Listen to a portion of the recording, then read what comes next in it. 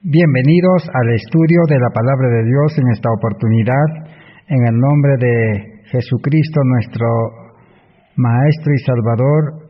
Vamos a hacer uso de su palabra en esta oportunidad, dando una cordial bienvenida a todos los hermanos y hermanas y amigos en general que cada día nos acompañan para estudiar la Palabra de Dios, especialmente este mensaje de justificación por la fe. El justo vivirá por la fe. Estamos en el estudio de esta serie, el número 192. Estamos entonces estudiando ya durante mucho tiempo y ahora en esta oportunidad vamos a continuar estudiando. Estamos, por la gracia de Dios, revisando la historia, conociendo todo lo que aconteció en 1888 en el Congreso de Minneapolis que realizó la Iglesia Adventista en Estados Unidos. Vamos a continuar aprendiendo las lecciones que necesitamos aprender.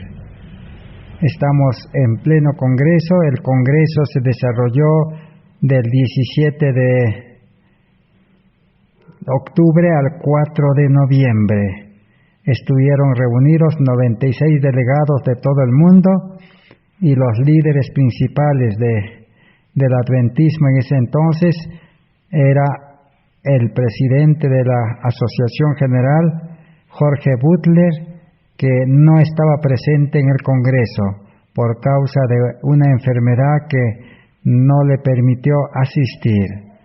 Y el segundo líder principal del adventismo, Urias Smith, que era el redactor de la revista Heraldo y también secretario de la Asociación General. Y en medio de esas circunstancias del Congreso, Dios permitió que el mensaje de la justificación sea presentado por medio de los pastores Jones y Wagoner, que también eran delegados en la Conferencia General de 1888. Y la triste historia que nosotros sabemos hasta aquí es que ese mensaje de justicia por la fe, que era recibir a Cristo en el corazón, en la vida, y apropiarnos de su carácter, ese mensaje no fue recibido en aquel entonces. Y entendemos que hasta el día de hoy Dios está esperando que este mensaje pueda ser recibido. Por eso nuestro interés, por eso es nuestra atención que se centra en este mensaje en este tiempo actual. Necesitamos conocer el contenido del mensaje. Y la hermana Juárez dejó escrito, como hemos dicho, 4 tomos de materiales de 1888, y los cuales nos pueden dar luz, nos pueden dar una información certera, correcta de lo que aconteció y cuáles fueron los motivos, las causas por las cuales este mensaje se rechazó, por el cual se retrasó la ley dominical que estaba por darse en Estados Unidos en aquel entonces. Y también la lluvia tardía que estaba ya siendo derramado también se detuvo y no se dio hasta hoy el fuerte pregón. Y la palabra de Dios dice que cuando este mensaje sea aceptado, se dará el fuerte pregón. Si en aquel entonces se hubiera aceptado ese mensaje de la justicia por la fe, si se hubieran apropiado de Cristo, hubieran recibido a Cristo en sus vidas, entonces hubieran recibido la lluvia tardía y ya hubieran dado el fuerte pregón y Cristo dice ya hubiera venido. Y no estaríamos todavía esperando hasta aquí, han pasado 132 años. Por eso la urgente necesidad de conocer la historia, para no repetir la historia.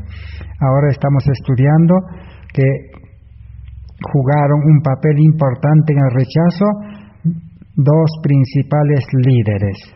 En este caso, Jorge Butler, que era el presidente de la Asociación General hasta 1888, y también el secretario y redactor de la revista Heraldo, Urias Smith. Y como Jorge Butler no estaba en el Congreso, entonces no tenemos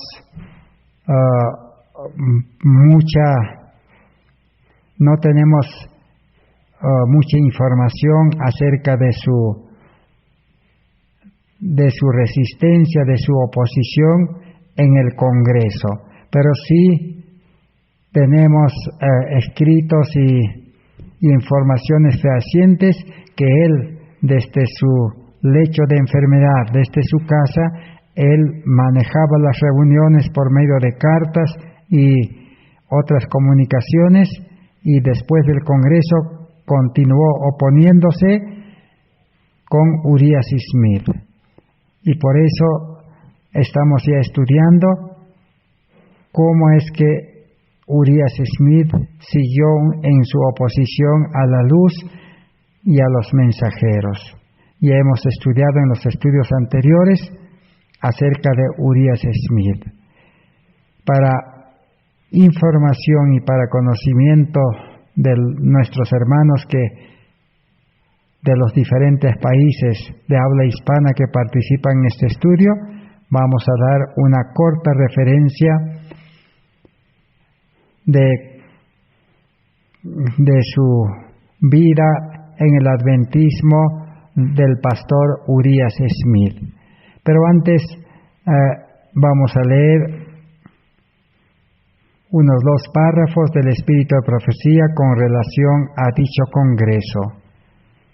Una carta número 2 del 1 de enero de 1892 dice así, de Elena White: nunca antes he visto en nuestro pueblo una determinación tan firme y una negación tan fuerte a aceptar y recibir la luz que Dios manifestó en Minneapolis. Así que no solamente ese mensaje fue resistido y rechazado en el Congreso de Minneapolis, sino que también el pueblo adventista también resistió tan determinadamente, tan firmemente, se negó en aceptar la luz. Veamos otra carta de Elena White, carta número 6 de 1896. Dice así: la falta de voluntad para renunciar a opiniones preconcebidas y aceptar esta verdad fue la principal base de la oposición manifestada en Minneapolis contra el mensaje del Señor expuesto por los hermanos Waggoner y Jones. Suscitando esa oposición, Satanás tuvo éxito en impedir que fluyera hacia nuestros hermanos en gran medida el poder especial del Espíritu Santo que Dios anhelaba impartirles.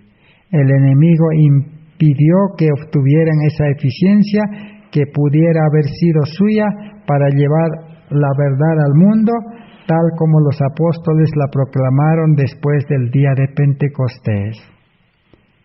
Entonces no solo se opusieron al mensaje de la justificación por la fe.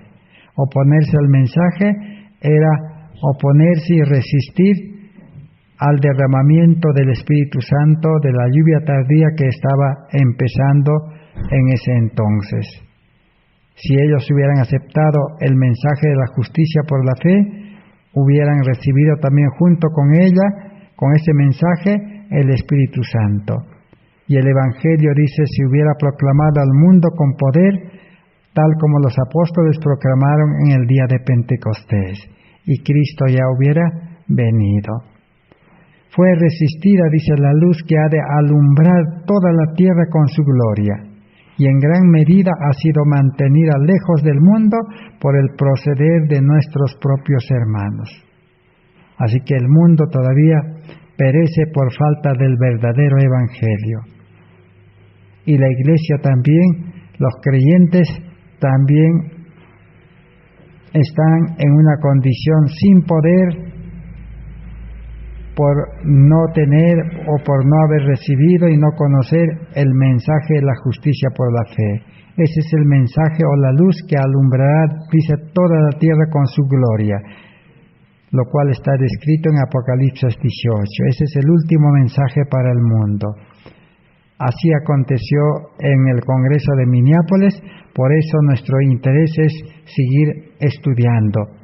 La causa principal o una de las causas fue la oposición, la incredulidad, el rechazo de la luz de los pastores Jorge Butler y Urias Smith, los principales líderes del pueblo adventista, y por esa causa el pueblo adventista quedó, dice, en tinieblas, quedó, dice, sin Cristo, sin el Espíritu Santo, y Dios tuvo que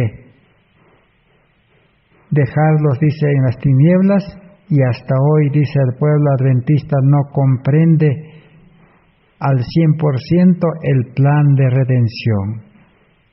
En otras palabras, cómo el ser humano pecador arrepentido puede realmente salvarse.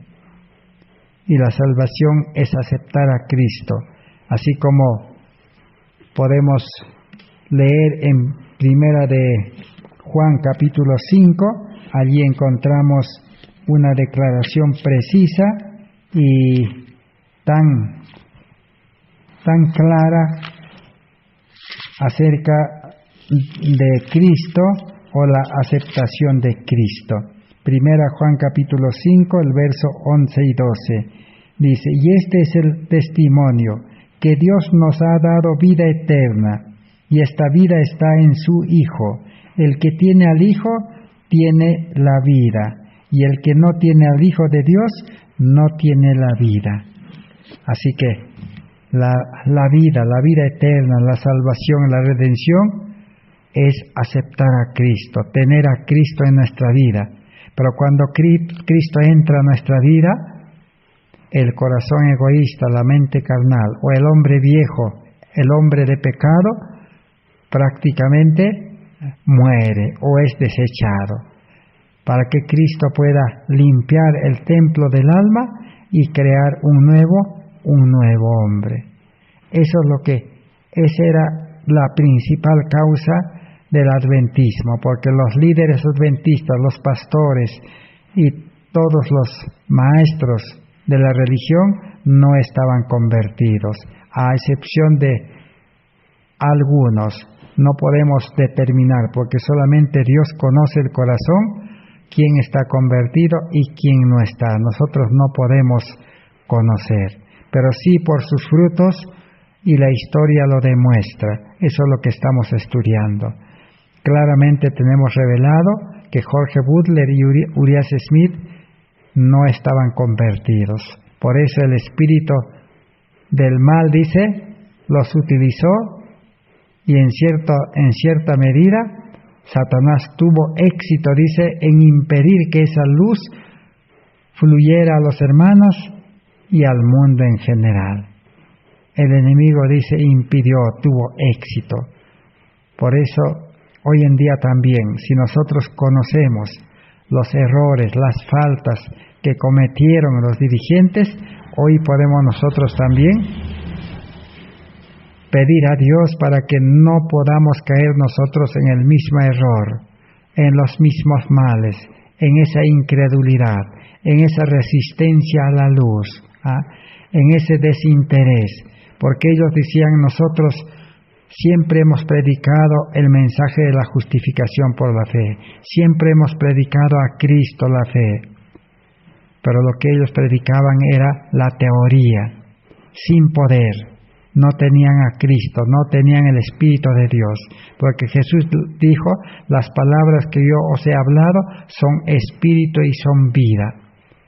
Entonces las prédicas de la verdad no tenían vida, por eso no hicieron su efecto, no produjeron los frutos.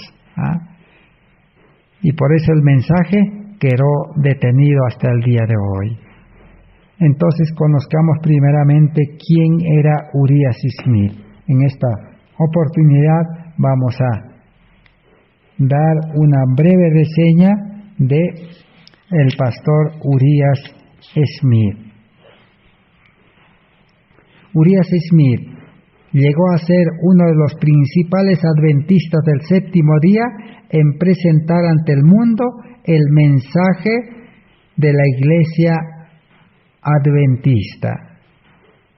Tuvo un comienzo bastante duro. A temprana edad, a Urias Smith le amputaron la pierna desde el muslo por una enfermedad. Eso ya era bastante grave, pero la operación duró 29 minutos. Tuvo lugar solamente esa operación en la mesa de una cocina de la familia, y aún sin anestesia. Todo lo que tenía para consolarse era la mano de su madre. La mayoría tiene muy poca idea de lo que significa vivir en aquellos buenos tiempos. Bien, la madre de Urias Smith se hizo millerista y al joven Urias lo bautizó un pastor adventista en el verano de 1844.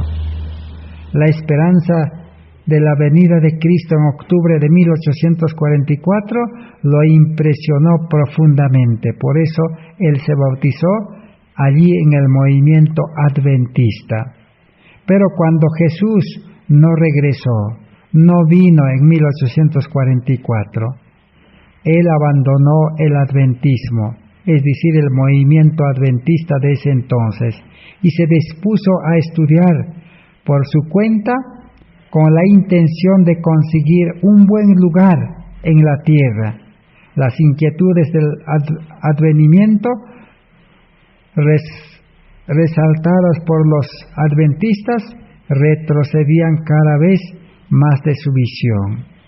Pero a los 16 años ingresó en una escuela allá en Estados Unidos, uno de los colegios, dice, secundarios más prestigiosos de su época, y muchos de los grandes hombres de esa nación habían pasado por sus puertas como alumnos de ese colegio. El ambicioso joven Urias tenía toda la intención de entrar en la Universidad de Harvard después de graduarse. Se orientaba a una carrera docente en una de las facultades más prestigiosas de su nación, y sin duda que tenía la inteligencia necesaria para ello. Pero Dios tenía otros planes para el joven intelectual, y así también su madre. Así, algunas semanas, vimos que la hermana de Urias, Agné, había llegado al adventismo a través de las oraciones de su madre. De un sueño que recibieron Agné y José Bates y de las entusiastas actividades de evangelización de José Bates, Agné se unió a los sabáticos en 1852 y de allí el más talentoso Urias también debió enfrentar la influencia de ella. Finalmente, en septiembre de 1852, con 20 años de edad, aceptó asistir a una de las reuniones adventistas, en la que oyó a Jaime White y Elena White explicar la razón del chasco de 1844 y la adopción del día de reposo sabático como día del Señor. Eso llevó a más de 2 meses de estudio intensivo acerca del tema. El punto crítico llegó en diciembre de 1852, con la muerte de su madre.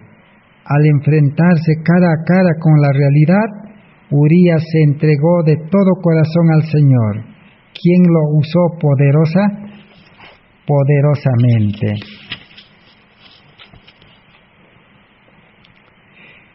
Definitivamente Urías Smith era un hombre de 5 talentos, es decir, tenía varios talentos. Estaba casi en el segmento superior de la media adventista en cuanto a habilidades, y después de su conversión a fines de 1852 se dedicó a la causa adventista por el resto de su vida. Pero eso no significa que no haya tenido ofertas profesionales que lo tentaron en áreas donde las recompensas financieras habrían sido mucho más grandes que cualquier cosa que pudiera ganar trabajando para la iglesia. Una de esas oportunidades tuvo lugar un mes después de su conversión. Sin embargo, la mente de Urías Smith ya estaba totalmente puesta en otro lugar, es decir, en las cosas de arriba. La ciudad que tiene fundamentos, cuyo arquitecto y constructor es Dios, según Hebreos 11:10. Bien, a comienzos de 1853, el joven Urías soñador envió a Jaime White un poema de 3.500 versos titulado La voz de advertencia del tiempo de la profecía. Esto impresionó tanto a Jaime White que durante 5 meses lo publicó por secciones en la revista Heraldo. Urías Smith estaba trabajando ya posteriormente en tareas editoriales en la Review and Herald, una carrera que seguiría hasta su muerte 50 años después. Así que entonces Urías Smith fue llamado a ser redactor de la revista Heraldo Adventista. Las condiciones de trabajo eran primitivas al comienzo. En el mejor de los casos, todo el personal de la Review vivía en una casa de Rochester, Nueva York, que Jaime White había alquilado por $125 al año. La casa de White no solo estaba escasamente amueblada, con muebles prestados y algo rotos, sino también albergaba a toda la empresa editorial. Sin salarios, la única promesa que tenían es que no se morirían de hambre, pero a los ojos de algunos estuvieron muy cerca de esto, al subsistir mayormente con una dieta basada en frijoles y gachas de avena. Pero Urías Smith, en su optimismo juvenil, se tomaba la experiencia a la ligera al observar, después de haber vivido allí algunas semanas, que aunque no se oponía a comer frijoles todo el año, no obstante, si se trataba de formar parte de la dieta regular, no protestaría. Sin embargo, aunque a veces pasaban hambre, todos, incluyendo el joven Urías, sin una pierna, estuvieron dispuestos a sacrificarse por la obra que amaban. Así que entonces, así comenzó a trabajar en la iglesia adventista Urías Smith, el hombre muy conocido en ese entonces como el hombre de una pierna, porque como hemos visto, él tenía una pierna amputado. Así que, por decirlo de algún modo, Las publicaciones adventistas eran primitivas cuando Urias Smith se anotó para trabajar con Jaime White. Uno de los primeros trabajos, dado el hecho de que no tenían una cortadora de papel, era recortar los bordes de los libros nuevos con una navaja. Pero eso cambiaría a medida que avanzaba el siglo, los años. Los adventistas no solo crearon una imprenta novedosa, sino también Urias Smith llegaría a ser el director de la editorial de la principal publicación de la Iglesia Adventista, y trabajó en ese puesto de 1855 hasta 1903, más de 33 años en total. En ese puesto estuvo en condiciones de darle forma al pensamiento adventista en cada tema durante los años de formación de nuestra confesión religiosa. Además de poseer el puesto de editorial más influyente del adventismo durante un periodo crucial, Urias Smith también fue autor de algunos libros. Uno de los libros más conocidos, Daniel y Apocalipsis. Aparte de ser editor y autor, Urias Smith también sirvió a la Iglesia en su segundo puesto administrativo de mayor peso durante casi más de 25 años. Trabajó como secretario de la Asociación General desde 1863 hasta 1888. Y eso no es todo. Como no podía arrodillarse para las oraciones con su pierna rígida de corcho, inventó una pierna artificial, con la ventaja de que se doblaría hacia atrás a la altura de la rodilla. Otros inventos que patentó fueron un pupitre que tenía un respaldo plegable y una combinación de bastón con tubirete plegable. Las regalías de derecho del autor de los libros y todos los inventos que hizo le llevaron a ser muy próspero en sus últimos años. Urias Smith había entregado todo al Señor y el Señor lo había devuelto al bendecir al hombre de una pierna que había dedicado sus talentos a la causa de Dios. Y ahora vamos a ver cómo enfrentó o qué papel jugó en el Congreso de 1888 Urias Smith. En 1888, Urias Smith, el cómplice de Jorge Butler en el poder, había sido secretario de la Asociación General durante todos los años desde 1863, salvo durante algunos 3 años. Más allá de eso, Smith había estado relacionado con la revista Heraldo desde la década de 1850 y para 1888 había trabajado por más de 25 años. Además, era la autoridad incomparable sobre interpretación profética, con su libro Daniel y Apocalipsis. Uno de los periódicos de Minneapolis anunció la llegada para las reuniones de 1888 del pastor Urias Smith.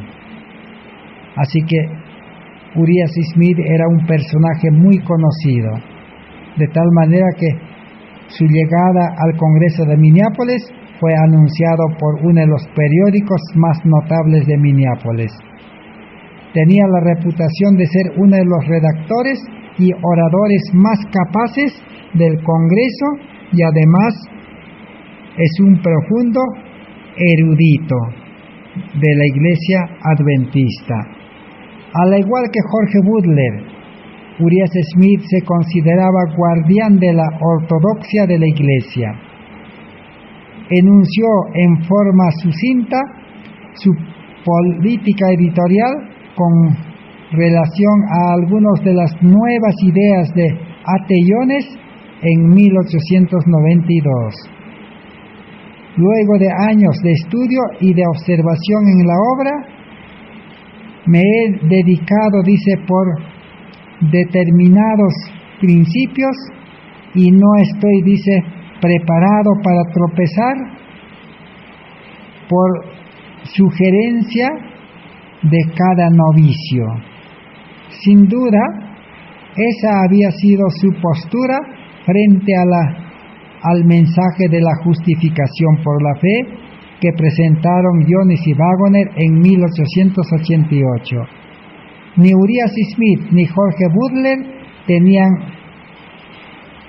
la misma inclinación a tropezar frente a las enseñanzas de los hombres más jóvenes de California. De hecho, resultó ser exactamente lo contrario.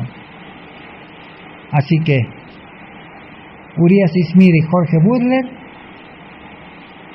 no querían aceptar el mensaje de la justificación por la fe porque ellos decían de que ellos eran los que habían establecido el mensaje adventista, los principios adventistas, y ellos no podían comprender cómo dos pastores jóvenes podían cambiar esa forma de teología o de enseñanza acerca del plan de salvación. Y ellos lo llamaban a Jones y Wagoner de jóvenes novicios. Como hemos visto, ciertas características de Jones y Wagoner también mostraron de que el mensaje era divino, y ellos presentaron con esa humildad y mansedumbre, la hermana White dijo, como un caballero, el mensaje de la justificación por la fe. Esta es la breve historia o reseña de la vida de Urias Smith. Y Urias Smith trabajó hasta 1903. Y hasta ese entonces, la historia registra de que terminó sus años en su posición que ellos mantenían en 1888 hasta su muerte, de resistencia, de rechazo, de no aceptar el mensaje de la justificación por la fe. Como hemos visto, ¿por qué? Porque ellos decían de que ellos habían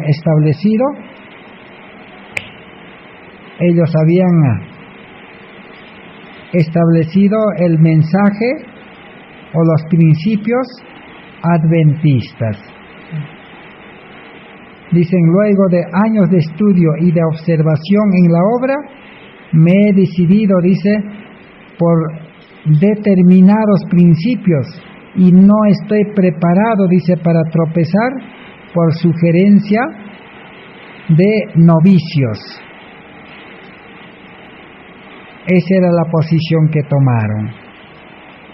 Por eso el pueblo adventista rechazó el mensaje de la justificación por la fe, porque los pastores jóvenes, dice, se dejaron influenciar y miraban, dice, a sus líderes y seguían a los líderes. Y el pueblo en general también siguieron el mismo ejemplo y los dirigentes no permitieron que esa luz llegara. Como más adelante vamos a ver, a la final, como ellos seguían dirigiendo la obra, a Elena White, a Jones y Waggoner, que estaban tratando de hacer llegar el mensaje, la luz al pueblo. ¿Qué hicieron? Lo separaron. La historia nos cuenta de que a Elena White lo mandaron a Australia y a Waggoner lo mandaron a Inglaterra y a Jones lo dejaron en América. Así, la fuerza que estaba tomando el mensaje en la unión de estos tres mensajeros prácticamente se enfrió. Así la luz no llegó hasta nosotros hoy. Pero ya las publicaciones, los escritos de ese mensaje están hoy a nuestro alcance. Y nosotros, por la gracia de Dios, y humillándonos y pidiendo a Dios sabiduría, podemos nosotros nuevamente llegar a comprender el mensaje de justificación por la fe, que es el plan de salvación para este tiempo actual. Así que en esta oportunidad vamos a seguir analizando, conociendo por qué Urias Smith y Jorge Butler resistieron, se mantuvieron con esa incredulidad para no aceptar esa luz. Vamos a leer ahora otra carta para Urias Smith del 6 de enero de 1891, que la hermana Juez le escribe de la siguiente manera. Le dice: querido hermano Smith, desde su visita y nuestra conversación, decidí colocar esta carta en sus manos para que la lea por sí mismo. Y si es necesario, yo podré leerla delante de un número selecto. Tengo una copia de la misma. Después que fui tan grandemente sobrecargada en la noche del martes, en la misma noche volví de Washington y sentí que debía trazar en el papel mis verdaderos sentimientos y las cosas que el Señor me reveló. La hermana White todo hablaba, todo escribía bajo revelación. Así como Jesús en este mundo, cuando tomó la carne humana, se humanó. Jesús en el libro de San Juan capítulo 14, el verso 10 al 14 también. Y también podemos verificar en el mismo libro de San Juan, capítulo 5, allí podemos ver exactamente en el capítulo 5 el verso 30, y en San Juan 6:38, allá Jesús dice: yo no hago mi voluntad, yo no hablo mis palabras, yo no hago las obras que yo quiero hacer, sino que yo hago la voluntad de Dios nada más, para no caer en el pecado. Yo no hablo mis palabras, dijo Jesús, sino las palabras que mi Padre pone en mi boca, esa es la que hablo. Y también dijo: yo no hago las obras, sino mi Padre que mora en mí, Él hace las obras por medio de mí. Así la hermana Juez, ella hablaba y actuaba todo bajo dirección del Espíritu Santo. Por eso, todo lo que ella habló y escribió de Urias Smith y de Jorge Butler, dice: Dios me reveló. Puede querer saber esas cosas, dice, que Dios me reveló. Cuando me visitó ayer, 5 de enero, propuso una tal reunión que tuviese lugar y quedé contenta porque pensé que iría a resultar en bien. Así que hubo un momento en que habían llegado a hacer un acuerdo de hacer una reunión con Urias Smith, Jorge Butler, Elena White, Waggoner y Jones para una reconciliación. para que pudieran perdonarse unos a otros. Pero ¿qué pasó? Pero cuando dijo que no tenía sentimientos contra el pastor Wagoner y el pastor Atellones, quedé sorprendida, dice la hermana White. Tal vez haya pensado así, pero ¿cómo podía pensar así? Es un misterio para mí, dijo ella. Los sentimientos acariciados por usted mismo y por el pastor Jorge Butler no solo fueron de desprecio por el mensaje, sino también desprecio por los mensajeros. Pero la ceguera de mente vino para guerrear contra la luz que el Señor planificó que viniese a su pueblo. Así que el pastor Jorge Butler y Wagoner no querían reconocer el desprecio y lo mal que le trataron a Jones y Wagoner. No solamente ellos, dice, despreciaron el mensaje, sino habían despreciado al mensajero. Pero ellos no reconocían. Ellos dijeron, nosotros no tenemos ningún sentimiento, nada contra Jones y Wagoner. ¿Por qué? Porque dice que había ceguera en su mente de ellos. Por eso, con una mente ciega humana, guerrearon, dice, lucharon contra la luz de Dios hasta el final de sus días. Sigue escribiendo. Usted escribe que ha dicho que no tendría controversia con la hermana White. Mejor, mucho mejor, si hubiese habido esta controversia abiertamente que a las escondidas. Así que el otro problema era que ellos no reconocían, y ellos dijeron, nosotros no hemos luchado, no hemos estado contra la hermana White. Pero ella dice, mucho mejor hubiera sido, dice, que reconozcan que había una controversia. ¿Por qué? Si ellos escondían algo, entonces no se creaban las condiciones para esa reconciliación. Porque la controversia ha ocurrido, dice la hermana White, y no ha habido armonía entre nosotros desde la reunión de Minneapolis. Así que no había armonía, había controversia, oposición, enfrentamiento, lucha entre los dirigentes de la Iglesia Adventista y contra Elena White y contra los mensajeros Jones y Wagoner, que más adelante vamos a aclarar o conocer cómo se manifestó esa lucha.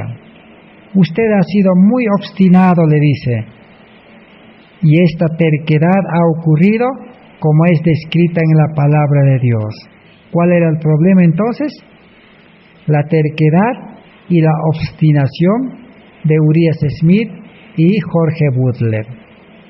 La Biblia dice, porque la rebelión es como el pecado de hechicería y la obstinación como la iniquidad e idolatría. Y aquí que aborreces mejor que sacrificar y atender que la grasa de carneros. Entonces ellos estaban en rebelión contra Dios. Al estar en rebelión contra la luz, estaban contra Cristo.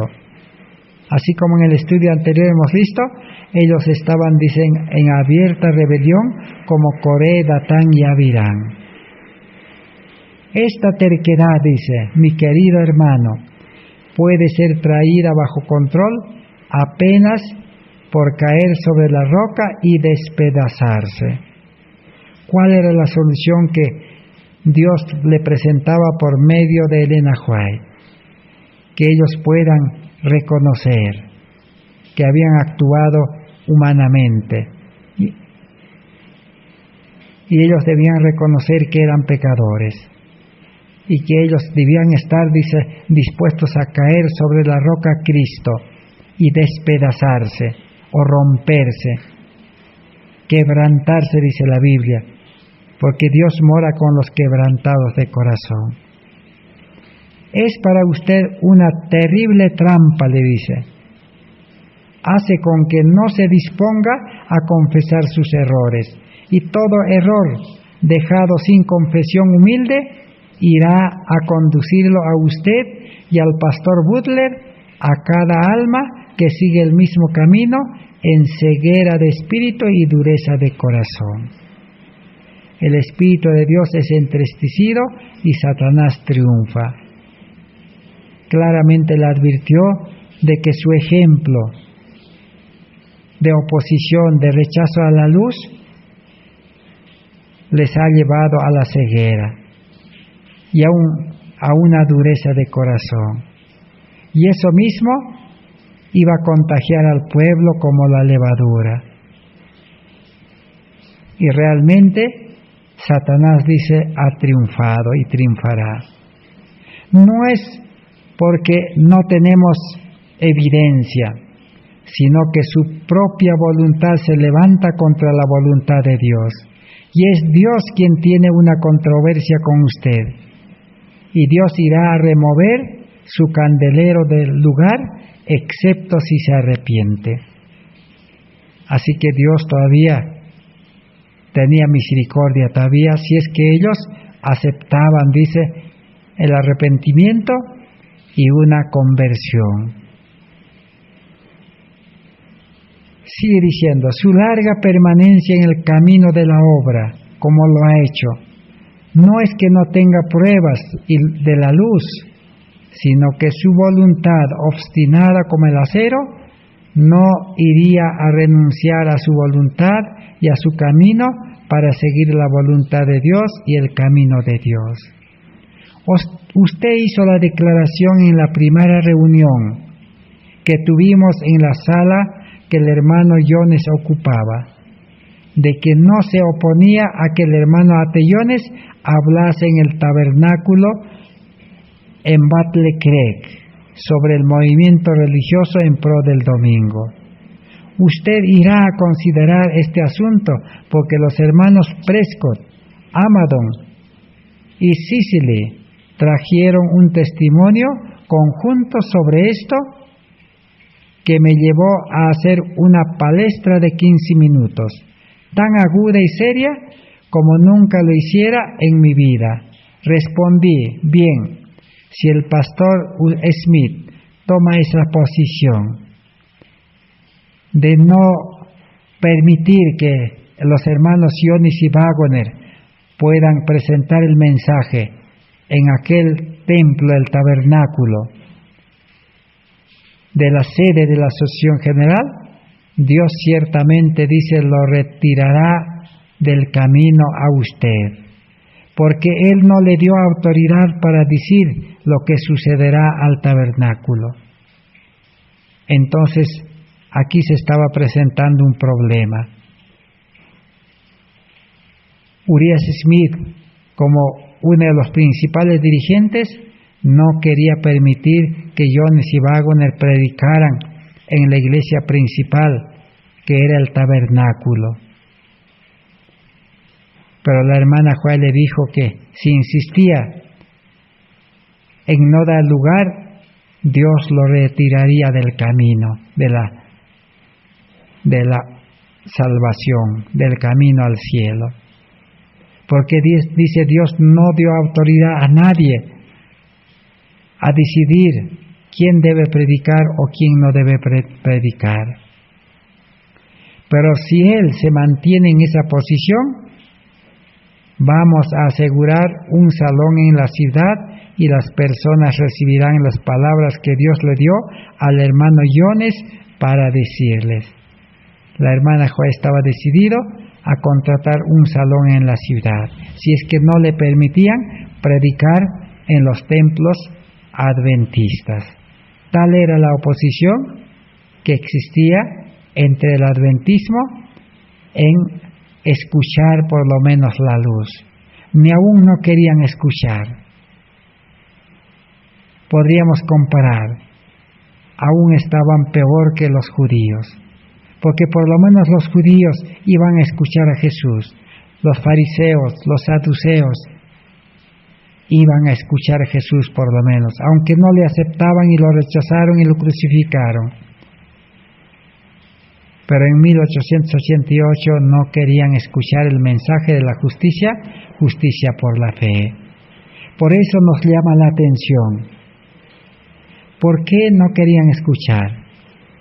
Y eso indica que hoy en día acontecerá lo mismo.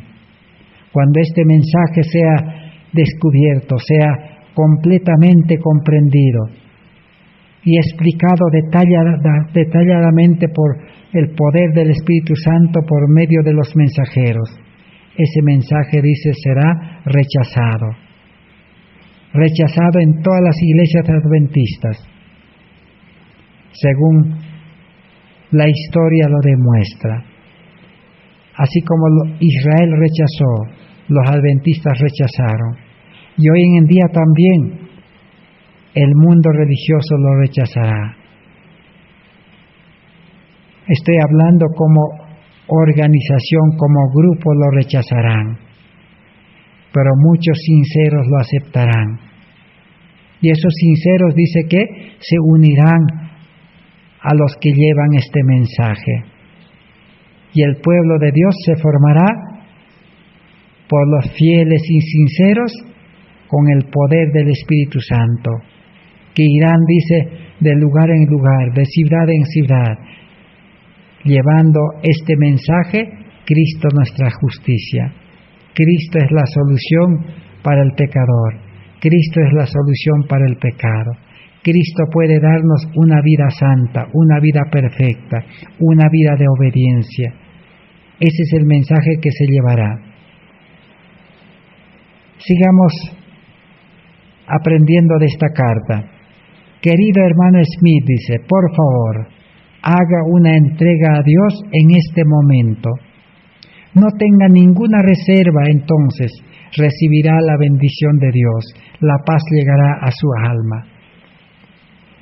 Esa invitación sigue en pie hasta el día de hoy para nosotros también. Nosotros también necesitamos hacer una entrega completa a Dios. Hemos estudiado la entrega completa. ¿Qué implica? Hay condiciones, dice, requisitos para entregar nuestra vida a Cristo. Los requisitos no es obediencia a la ley, no es obras, no es predicar el Evangelio. Los requisitos son sencillos, que todo pecador puede llenar esos requisitos, esas condiciones. ¿Qué dice una de ellas? San Lucas 9:23. Cualquiera que quiera seguirme, dice, tome la decisión. El que quiere, dice, diga, Señor, yo quiero, que tome la decisión, dice. Segundo, niéguese a sí mismo, dice. Y tercero, cargue la cruz, dice, todos los días. Esos son los requisitos.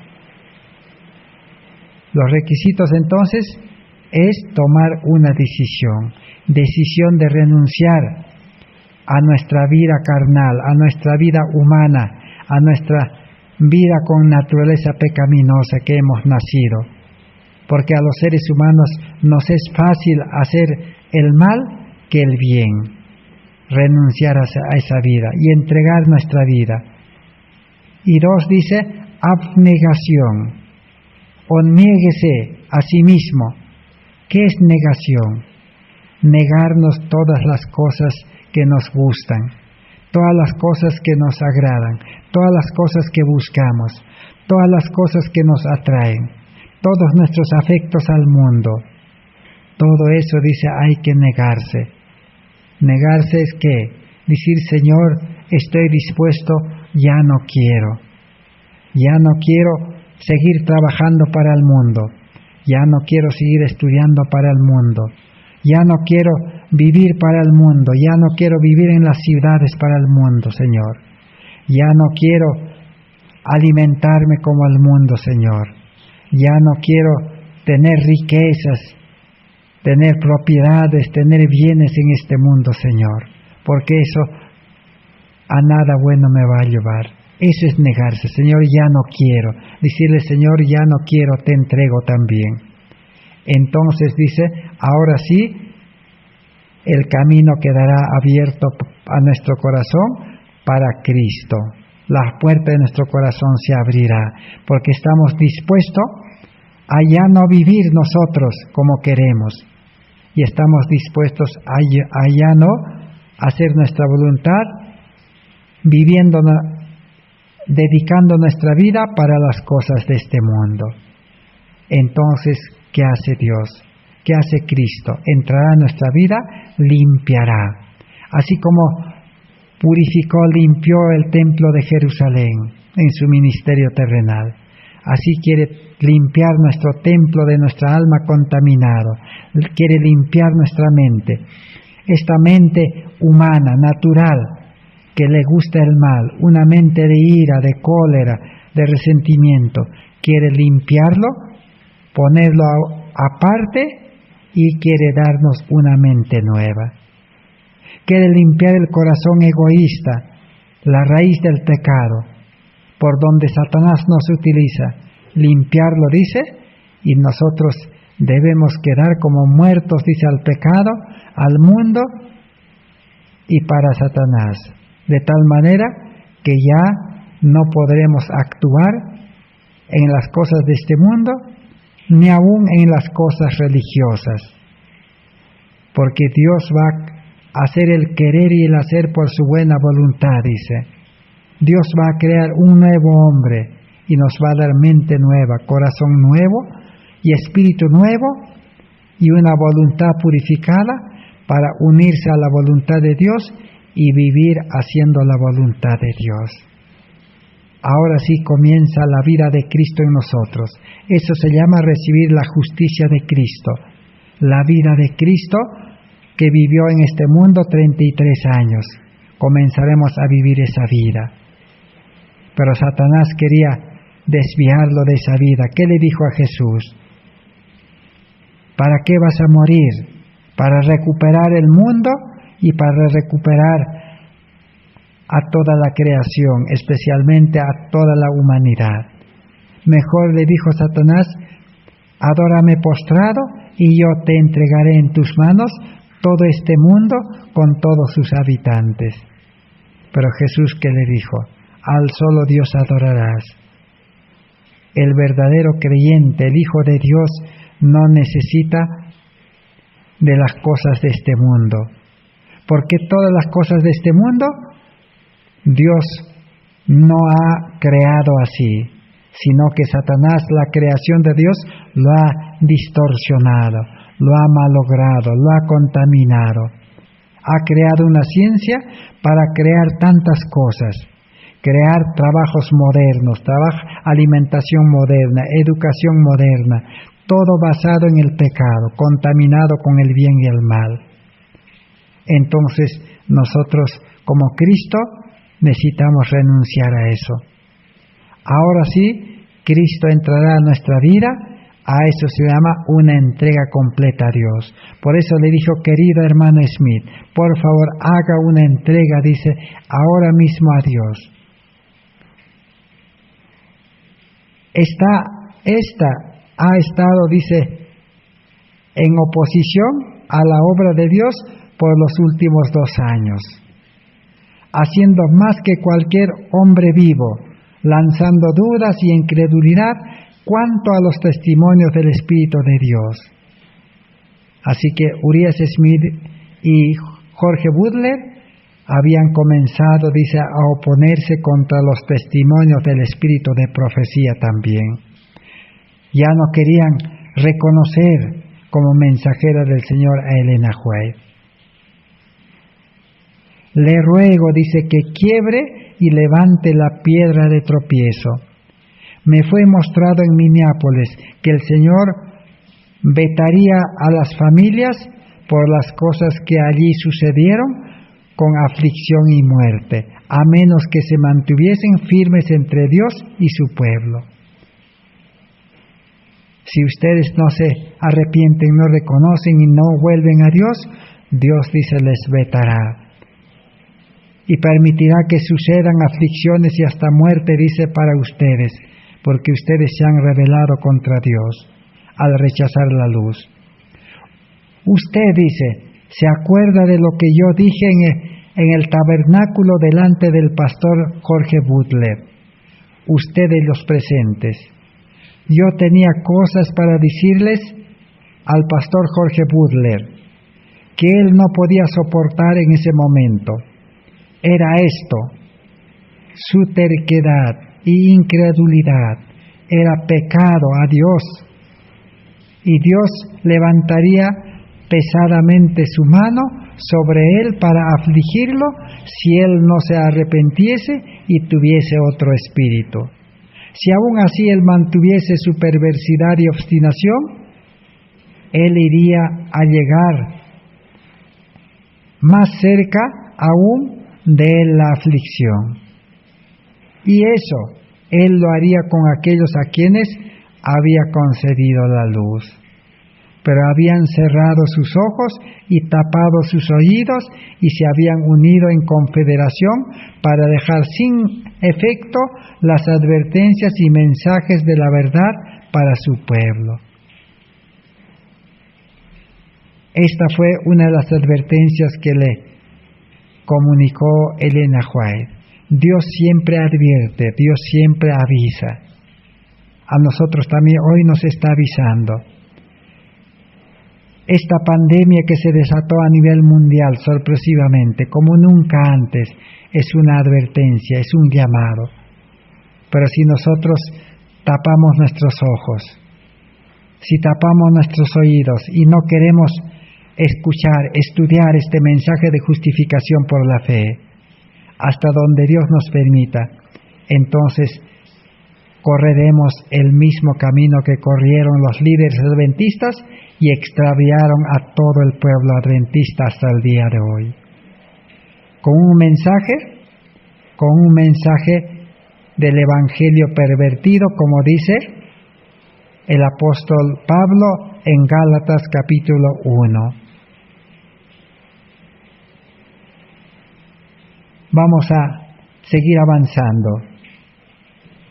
Tengo, dice, mucho temor por usted, dice mi hermano Urias Smith. Aún temo, dice, le pido por el amor de Dios que haga un trabajo minucioso, porque sé que el desagrado del Señor está contra usted, contra el pastor Farnsworth y muchos otros que yo podría citar, dice, todos los pastores que se opusieron abiertamente, que en vista de la gran luz y evidencia se han apegado a su propio espíritu y han caminado en las chispas que ellos mismos encendieron, y Dios les dice, si no se arrepienten, quedarán en tristeza, yacerán en la tristeza. Así que la hermana White constantemente, día a día, mes a mes, año a año, les escribía y les hablaba y les rogaba que ellos entreguen su vida a Dios, reconozcan su resistencia a la luz. Pero dice, ellos se apegaron a otro espíritu, al espíritu del mal, y caminaron, dice, en las chispas de sus propias luces que encendieron, es decir, caminaron en su mente natural, en su mente humana, en la mente que es terrenal. Y Dios dice, si no se arrepienten, yacerán en la tristeza. La Biblia nos habla del joven rico.